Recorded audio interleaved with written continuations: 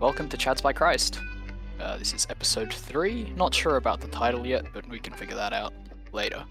I'm Charlie. And Sean.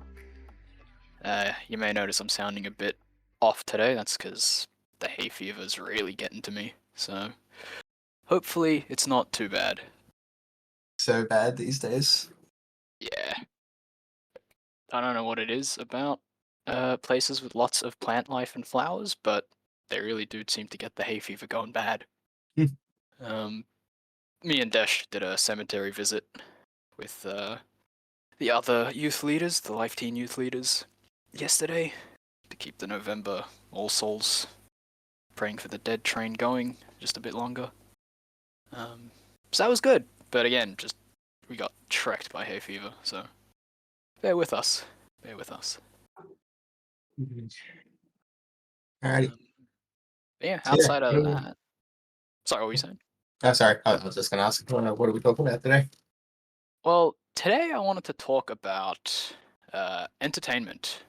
Mhm. You know, our topic is art, media, and culture. Yeah. So I guess the first thing I wanted to just to get the discussion flowing was like how should we approach media / art? You know, like pursuing sainthood. So what's our approach to consuming content and engaging with media? Yeah. Yeah, it's a really difficult question, I guess, to answer because, like, how do you control consuming only Catholic media or Christian media? So I guess I think the main element of it would be self-control and this sort of self-control. Yeah, self-control is definitely I feel like a the bit of first research is principle. also necessary. Yes, On what yes. you're watching, yeah. Yeah, you need to know what you're watching, and you need to exercise virtue in how you watch, how long you watch for. So yeah, I guess to start with the self-control, like that calls to mind the idea of temperance, the virtue of temperance.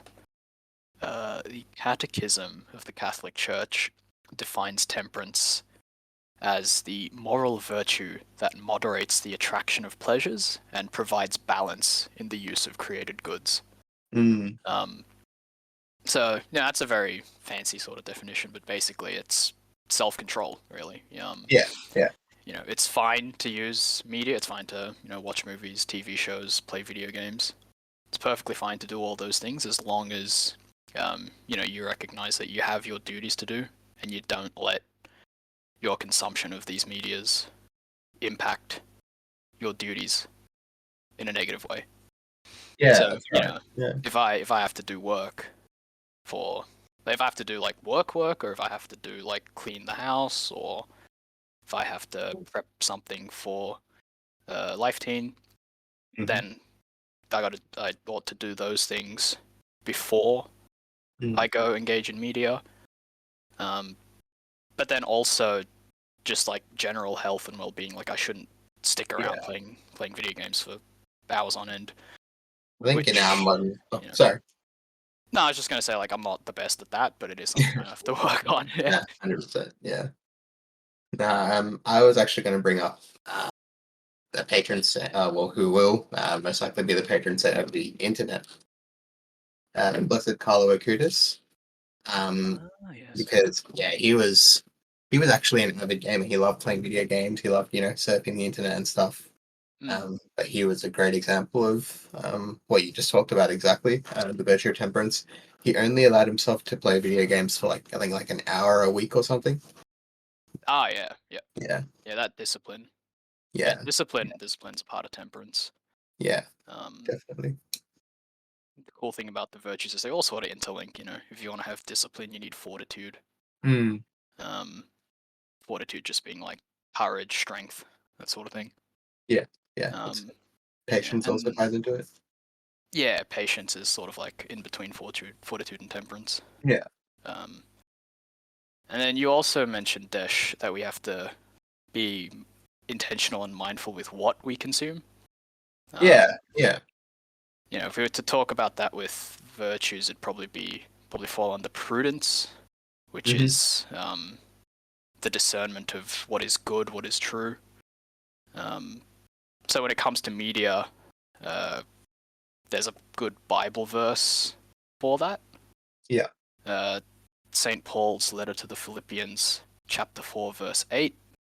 He says, finally, brethren, whatever is true, whatever is honorable, whatever is just, whatever is pure, whatever is lovely, whatever is gracious, if there is any excellence, if there is anything worthy of praise, think about these things. Yeah. So, to condense that even more, what you'd want to look for in your entertainment is the true, the good, and the beautiful. Yeah. Perfect. Desh, you mentioned, we want to have Christian Catholic media. The sad reality is that a lot of media that is, explicitly Christian or Catholic isn't true, good, and beautiful, which makes things harder for us. Right. You sent in the group chat a while back this Christian production of Easter Avengers, where the guy Man. playing Iron Man gets crucified, and then it ends with Footloose. I didn't watch the whole thing, but Yeah. just hearing me talk about it, hearing us talk about it, I hope you can get the idea that barest minimum, this thing was cringe. We're not even going to discuss whether it counts as sacrilege to have Iron Man be crucified. Sometimes it's just so bad that all you Like, can do is laugh at it. Like, yeah, this which was is that which is sort of even thing. worse. Like, before we even get into the question of is this sin, it's bad, Yeah. Let alone true and beautiful. Like, it didn't even make the good test. Yeah. So yeah, it's not as simple as go find the thing that's Christian, that says Christian on the box and you're good. Yeah, that's true. It takes discernment. As a personal example, I like to watch the occasional anime, and I will always be the first person to say that don't watch anime, it's bad. Yeah. But if you have, I've run the gauntlet enough times to know what is worth watching, or I can tell what's worth watching, and I know when to pull out and stop watching if something bad comes up. Yeah.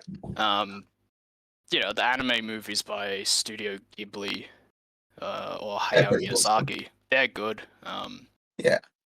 Howl's Moving Castle will always be one of my favorite movies, I Yeah. think. Yeah. And Spirited Away. yeah, Spirited Away is great. Howl's Moving Castle in particular has a great metaphor for the difference between lust and love, which I might go into a bit later. Mm-hmm. So yeah, just because it's anime, don't. It's not there are diamonds in the rough with things that are generally bad. Yeah. And then Christian media, we've all sort of really know that it's not the best. Yeah. So Yeah. again, it takes discernment, and it takes a genuine and honest pursuit of what is true, what is good, what is beautiful. Mm-hmm. I have a quote from C.S. Lewis. It's sort of related, but it's more about he's talking about originality. Yeah. But the quote goes like this: even in literature and art, no man who bothers about originality will ever be original. Whereas if you simply try to tell the truth, without caring twopence how often it has been told before, you will, 9 times out of 10, become original without ever having noticed it. So again, that idea of pursue the true, the good, and the beautiful, regardless of the surface level labels. Yeah. So yeah, that's sort of, those are my principles really. Be Yeah. temperate in how often and how much you use it for, because there are always better things to do, and you should do those things first. That's right. And I think then it when also. you do, yeah. Sorry, go on. I don't know. What's your thought? I was just gonna say what I've been saying before. Also aim for the true, the good, and the beautiful. That's your guiding principle with your Mm-hmm. media. Yeah. I was just gonna say, it sort of ties in with, sort of how you. I sort of think of it as, the Catholic principle of, how you treat your body. Like you should be treating it well. Like it's sort of, what you put into it is what you get out of it. So like there's a verse from Matthew's Gospel, chapter 6, verses 22 to 23. It says, so this is specifically talking about, what you watch. So the eye is the lamp of the body. So if your eye is sound, your whole body will be full of light. But if your eye is not sound, your whole body will be full of darkness. If then the light is in you is dark. If then the light in you is darkness, how great is the darkness? So I guess that's sort of like saying, you know, what you watch and what you consume will eventually like form you to a certain extent. Yeah. Like I guess that sort of ties. Sorry, No, go on. I was going to say that sort of ties in with like, for example, like as an example, like really violent, like like video games or movies, like that can like really impact who you are as a person. Like if you consume that kind of stuff, Mm. like it can alter your personality to like certain extents. Yeah, yeah. Yeah, like I know I don't know if you've watched like Christian Bale's Batman. Yeah, the Dark Knight trilogy. Yeah. Yeah. But in that the character of the Joker, who's that played by again? Heath Ledger, I Heath think. Ledger. Yeah. Yeah. He talks about how personifying that character really altered his personality. Mm. Like Yeah. like he really tried to get into that character, and then like it really it's affected the way that he lived his life. So I think that's sort of the danger that we need to look out for as well when consuming media like Yeah. that. Yep. Not to trash on the Batman, like the original Batman, like the Christian Bale Batman series, because it's one of my favorite big movie series. But yeah, I guess Mm. that's the danger that comes with it. Consuming Yeah. that kind of Yeah. stuff.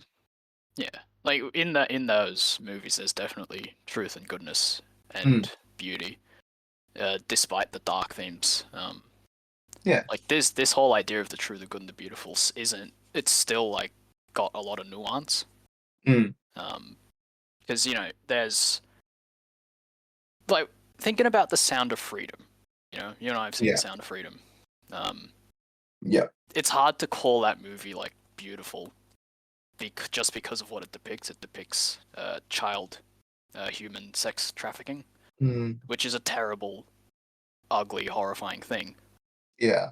Um, but like there is a time and place to face these things. And of course, the movie is about Tim Ballard who works against this stuff. Um, and it's based on the true story. So while there are creative liberties, it's still true in the bluntest sense of the word. Yeah. That's right. Um, so it's a question of discernment. Mm. And when I say that it's like it shows horrifying stuff, it doesn't explicitly show, terrible things happening. It's all It's not sort so of much the imagery, yeah. It's just yeah, like the implications behind it as well. yeah. It's all implication and stuff. Yeah. And some people might say that doesn't make a difference, but honestly, like speaking from a bit of raw experience, being someone who's dealt with pornography in the past, like it does make a difference. Mm. Um, and I think with maybe it doesn't quite segue from there, but what I wanted to say before all this, like when I interrupted you before, was I can foresee someone listening to us and pulling out Matthew 15, verse 11, Mm-hmm. to counter us. Because in that verse, the Lord says that it's not what goes into the mouth of a man that makes him unclean and defiled, but what comes out of him. Right.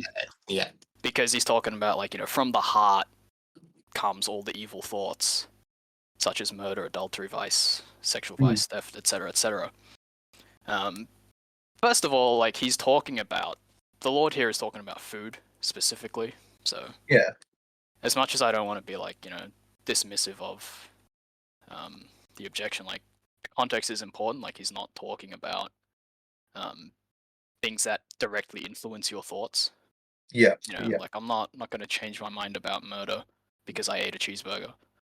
Mm. But if I'm spending a lot of time on YouTube and the algorithm's feeding me a lot of content um, about like weapons and things, is like maybe I like the aesthetic of a sword, But Mm. then like the way the algorithms work is it'll always like intensify, and Yeah. so suddenly I might start getting more like militaristic, more like warmongering content, and that will influence the way I think without me noticing.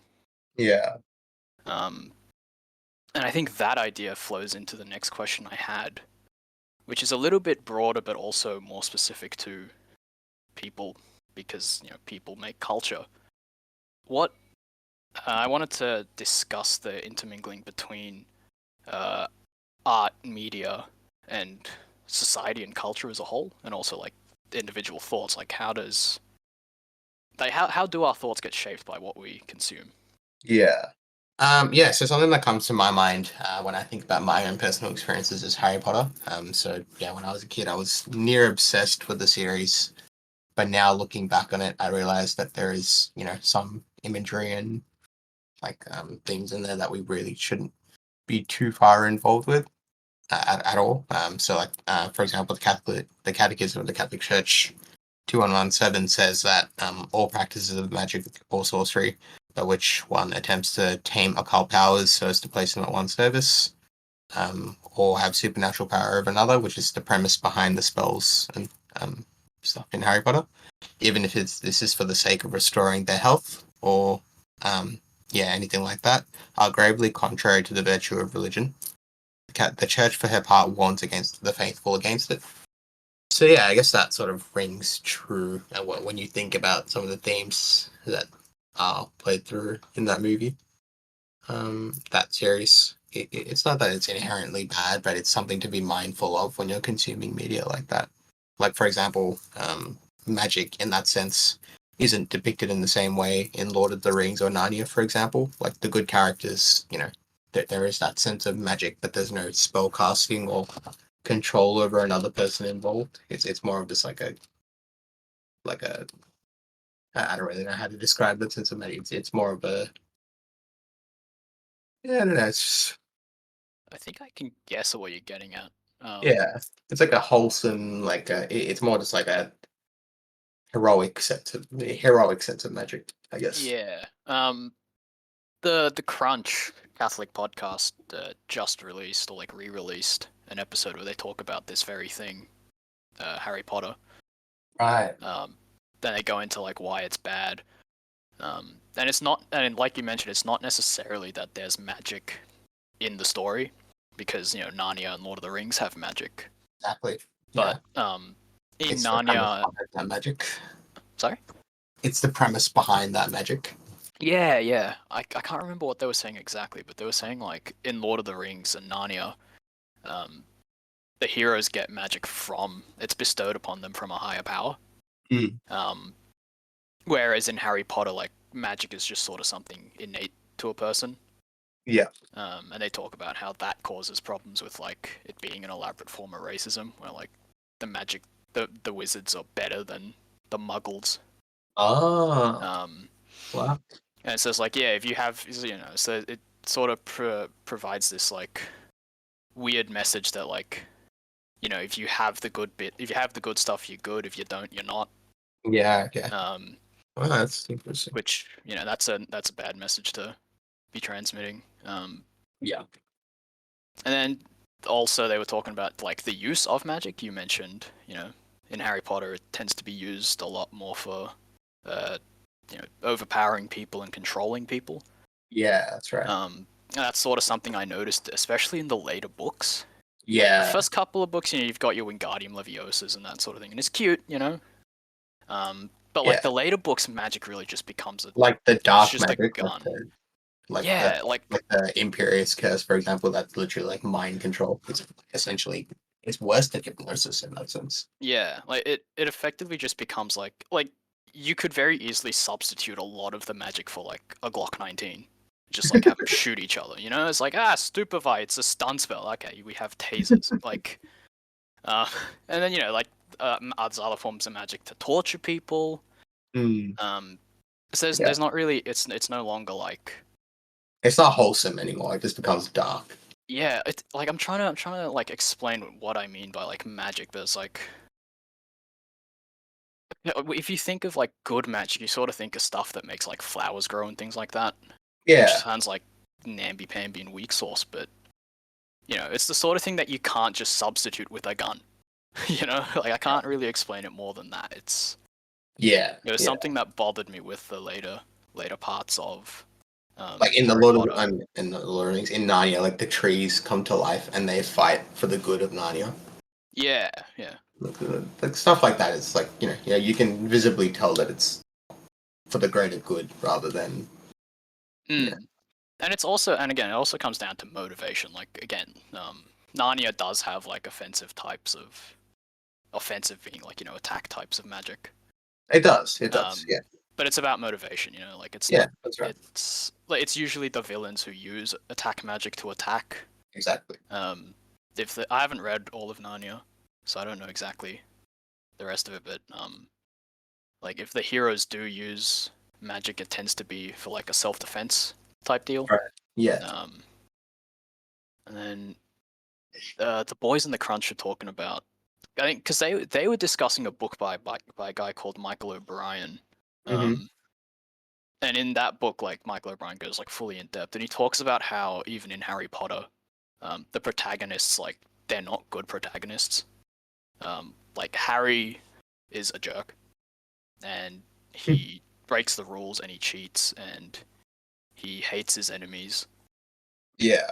And come like book 6 or 7, like he's slicing someone's ear off. He's taking pleasure in torturing a Death Eater, and so he's not like a virtuous character.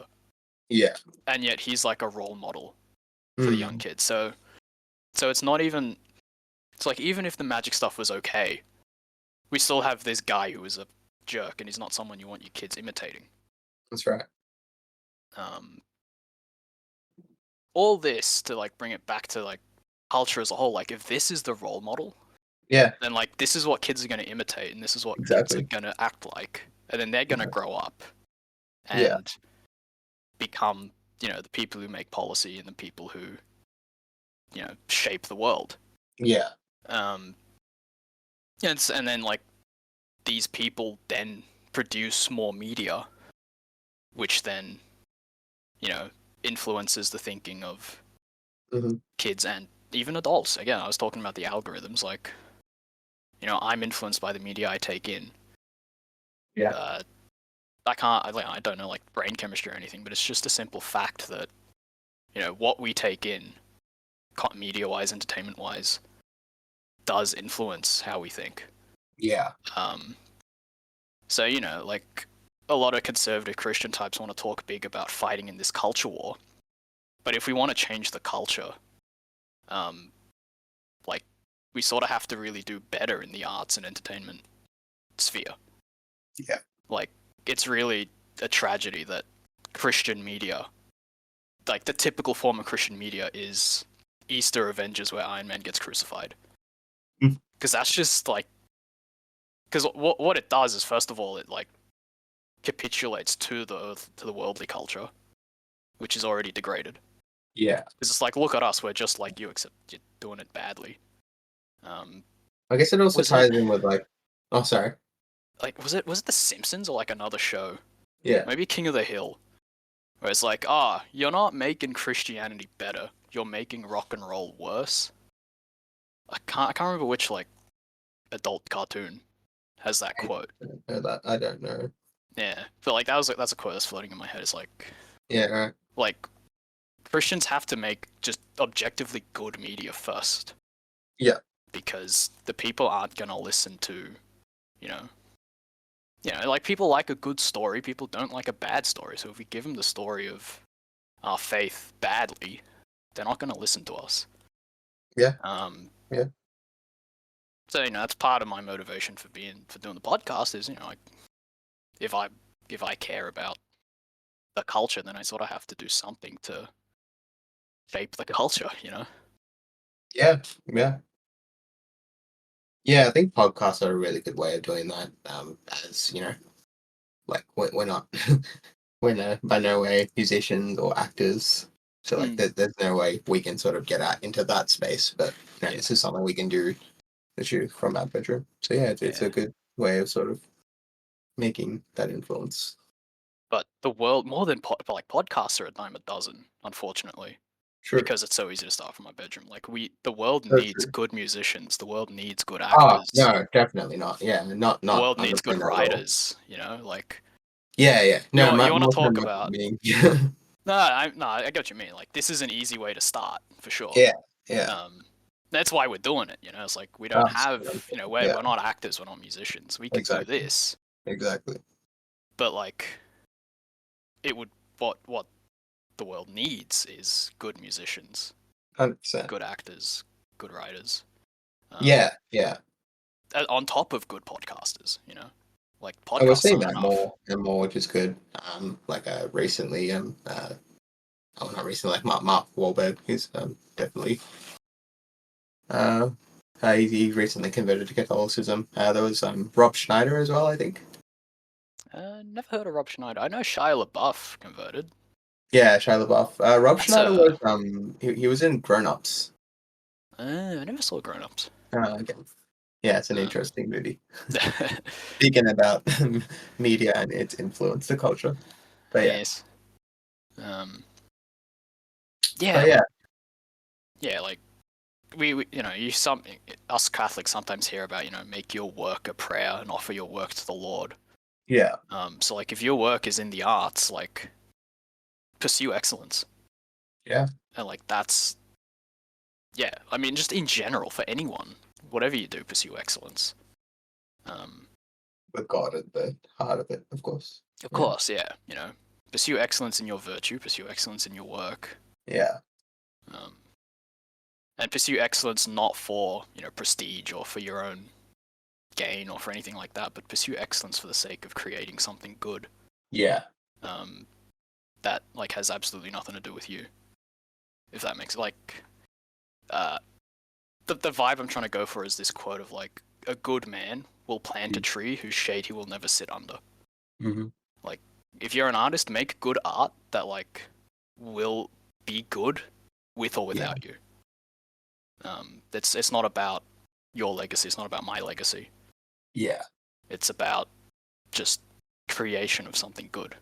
Because in a sense, that's kind of how God made the world. Yeah. He doesn't need any of this universe for his sake, but he made it all the same because it is good. Mm-hmm. But it was good. It is good. He made the world and he declared it and he said it is good. And he made it for its own sake. If anyone thinks that theology is flawed, feel free to correct me. chatsbychrist@gmail.com. But yeah, like whether you consume or whether you make, pursue the true, the good, and the beautiful. Is sort of what I wanted to say. Yeah, that's spot on. I guess the last thing I wanted to touch on, and I sort of mentioned it earlier, was any personal stories about how good art and media has directly impacted you, or even if you feel like it, even bad art and media, but more so Yeah. good. Want to hear about the good stuff. What is a good? Well, one that's like sort of mixed, but I've been thinking about a lot lately, is the Assassin's Creed series. Mm. Because they have, it's interesting because they have a lot of Catholic imagery and like references to like historical periods, and things Yeah. like that. Like they have references that like the Crusades period, and in Assassin's Creed 2, you actually go to the Vatican City. Yes. Yep. Complete some stuff there. They have the Spanish Inquisition, where there's actually in that iteration of the game, there's actually the introduction of a character, Girolamo Savonarala. He's actually a Dominican friar. And Ah. then yeah, and then in Assassin's Creed Unity, the character's presence is in France. Notre Dame is there. You go to Notre Dame and like you can visually see like all the Catholic imagery. Mm. So yeah, that's the well, quote unquote good side of that series. But then there's also the side that when it comes to the Apple of Eden, so and so, which was a gift from the like the first, they're known as the first civilization, the Izu. Yeah, they're like That's sort of where aliens, aren't they? yeah, that's sort Yeah. of where it gets dicey because like the universe isn't necessarily supporting the existence of gods. Like it's just saying this is the first civilization. They were advanced. They're associated with being godlike beings. Mm. Yeah, it sort of reduces like Yeah, all of like Genesis to this sort of atheistic idea of it's just people making up stories about the world around them because they yeah, didn't know any better. exactly. Um, which I mean, there's a whole other topic about how um, the fact that all religions share some commonality is Mm, actually a fact is actually just this byproduct of all truth pointing to truth. You know, yeah, yeah. and that kind of ties into another story I have for influence of art and media on me. So I'll get to that one in a second. Mhm. But I did mention Hal's Moving Castle as a way to explore love versus lust. Yeah. So in Hal's Moving Castle, the character of Hal is a magician. Actually, he's a sorcerer. And he gets his power by basically entering a contract with a spirit. Mhm. Um, and as part of the contract, he has to like take his heart out of his body, and so the spirit has Hal's heart. Um, and as Hal uses his power more and more, he loses his humanity. Especially one of his powers is to shapeshift. Yeah. And so as he shapeshifts more and more, it becomes harder and harder for him to go back to being a human. Yeah. So the protagonist, the main character, Sophie, in the climax, in like one of the climactic scenes of the movie, she wants to get Hal's heart to give it back to him so Mhm. that he can, retain his humanity. Right. But there's another woman, the Witch of the Waste, who wants Hal's heart to eat it. She straight up says, young men's hearts are delicious. And so Sophie and this witch are fighting over like who gets Hal's heart. Mhm. And I was looking at that and I was thinking like, man, this is a really good uh, going of the difference between lust and love. Because when you're Yeah. in a relationship, like you get this person's heart regardless, Yeah. and you can either like consume it to this person's detriment, which is Mhm. lust, right? Mhm. Or you can take care of it and give it back to this person, which is love. Um, so that was nice. And this isn't a movie with magic and literally making contracts with spirits, which is all bad stuff. Quote unquote bad stuff. No, it's bad. Don't do that. Don't make contracts with spirits. Um, even if he happens to be a nice spirit, like that, don't. It's foolish. Um, the only one who like really has your heart in the end, who really deserves your heart in the end, is the Lord. So Mm. yeah. So that's the first one, right? Like that idea of having someone's heart in your hand in a relationship and the different ways you can deal with this person's heart. The second one is even more interesting Mm. because I mentioned that idea of all truth pointing to truth. I actually was convinced about the existence of hell in my secular days by Buddhist imagery in a video game. Mhm. So, in a video game called The Legend of Zelda Skyward Sword, you play as a knight and you have to rescue the princess from the forces of darkness, basically. Yeah. So, Yeah. basically, like it's good vibes, good content. Yeah. Um, and as part of rescuing the princess, you have to go through like the different levels, different dungeons. One of these dungeons is a place called the Ancient Cistern, and it's this like magic fantasy water purification plant Mhm. for the forest around it. So like beautiful clean water comes out of this place. Yeah. Um, inside this dungeon, this ancient cistern, it's full of Buddhist imagery, right? Like Buddha, lotus leaves, wheels. For those Right. familiar with Buddhism, you sort of can guess like how these all interconnect. Um, but then you go, and it's all like very pretty, right? It's very pretty, very gold, all like nice lotus leaves, crystal clear water. But Right. then you go to the lower levels, which is where the impurities are taken out of the water. And it's this terrible, dark, dingy, corrupted, poisonous sludge. Yeah. Zombified goblins walking around, and they'll attack you. And so you end up going down to these lower levels, and you have to get out of the lower levels by climbing this very thin thread, this like really thin rope. Mm-hmm. And you climb out, and the zombie goblins are chasing you up, and you got to shake them off. And I like was reading about the game as you do. You immerse yourself in a piece of media. And I learned that that whole like lower level is a reference to a Buddhist story called the Spider's Thread. Right. And what that story is the Buddha is like in heaven, right? Buddhism has a heaven and a hell as well. It's based on Mm-hmm. like your deeds. If you do good, you go to heaven. You do bad, you go to hell. Mm-hmm. So yeah, the Buddha's walking around in heaven, and he looks down, like a pond or like a hole or something, and he sees hell. He looks down into hell, and he sees this hardened criminal who's done absolutely nothing good in his life, except he Right. showed mercy to one spider in his life. Right. So this Right. guy's like a wretch. But the Buddha has compassion on this guy, so he lowers a spider's thread and gives this guy the opportunity to climb out of hell. Right.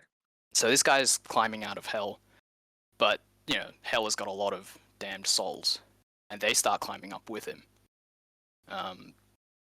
And so this guy, because he's a terrible person, he's selfish. He starts like yelling at the guys below him, saying, "Back off! This thread is mine." Oh, And it's God. at that point that the thread breaks, Yeah. because here was his one chance to like not be a wretch, Yeah. and he Yeah. blew it, and he falls back down to hell. Right. So yeah, like seeing all that imagery and reading that story, it didn't make me like convert to Buddhism, obviously. Like here I am. But what it did was, it sort of just gave me this like intuitive confirmation that hell like is a thing.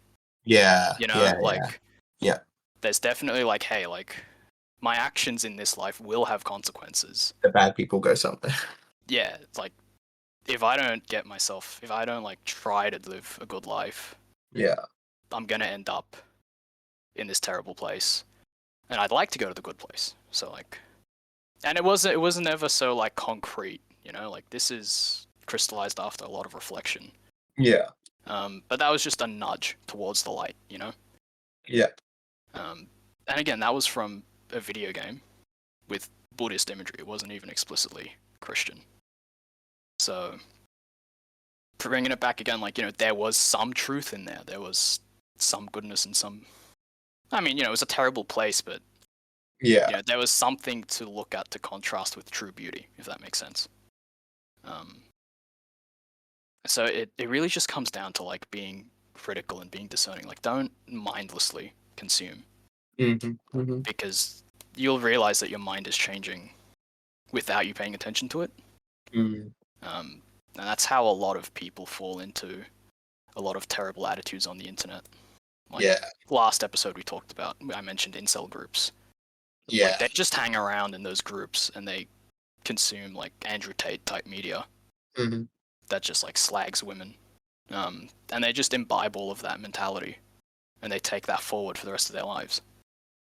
And it's hard to break out of those cycles, and it's hard to change your mind when you Yeah. get stuck in a rut.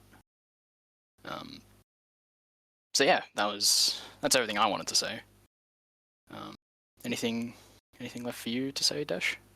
I think the last thing that I sort of wanted to say was it starts like I guess we start this journey at a very young age, because this is all well and good now, but when you're for example, 5 or 10 years old, like you don't really have this concept of I need to consume only what is good for me to consume.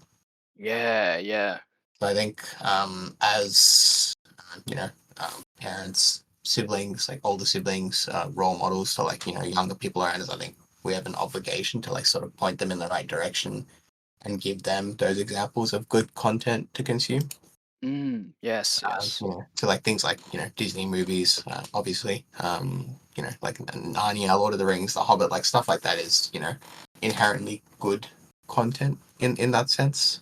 If they really want, like, if that adventure sort of thing appeals to them.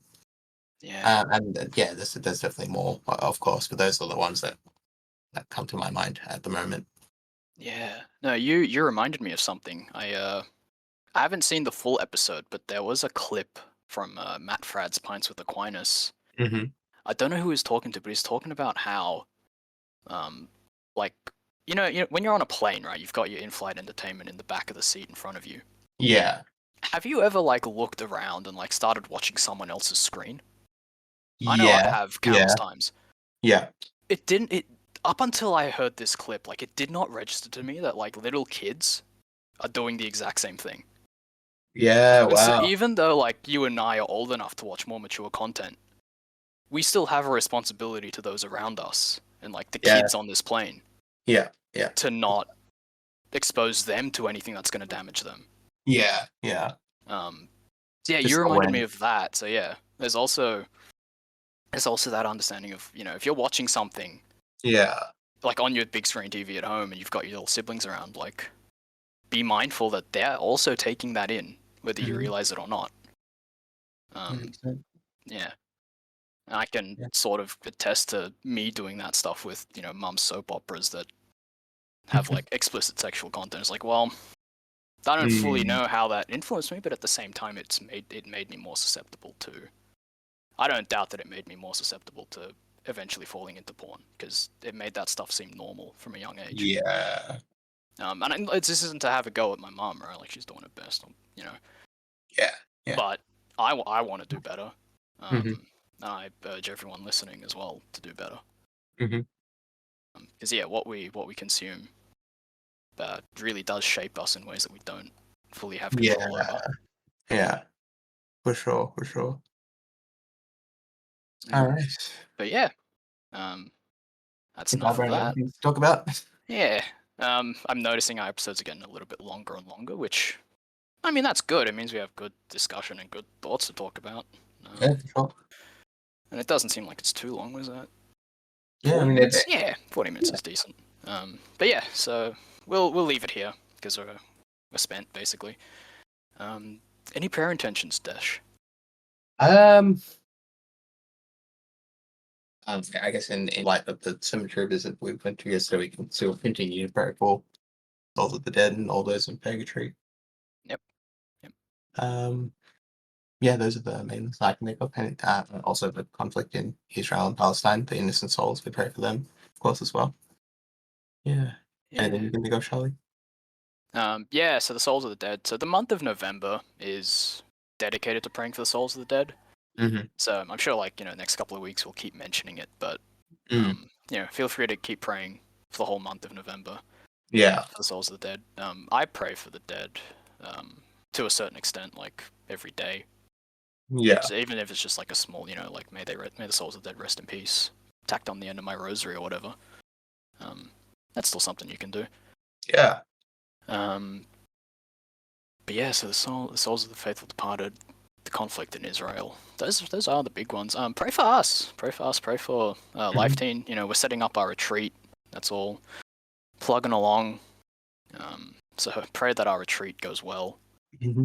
and that the teens really like learn from it, and that it bears fruit in their lives. Yeah. Because that's the goal. Yeah, that's right. Our ministry. Yeah. But yeah, on that note, we'll leave you here. Thanks so much for listening, and we hope to hear you again in the next one. Thanks, Cheers. guys. God bless. God bless.